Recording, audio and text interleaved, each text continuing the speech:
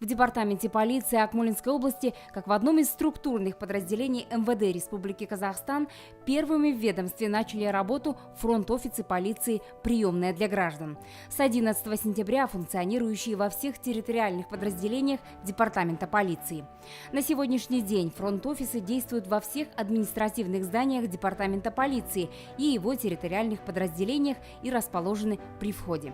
Посетителей встречают квалифицированные консультанты, где граждане получают компетентные ответы на вопросы, подают заявления и получают разъяснения. Сегодня обратился во фронт-офис департамента полиции Акмолинской области с обращением.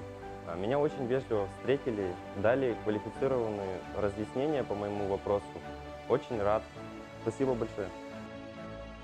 На собственном примере могу сказать, что действительно работает. Обращалась, обслуга на высшем уровне. На все интересующие вопросы получила ответы. Осталась довольной.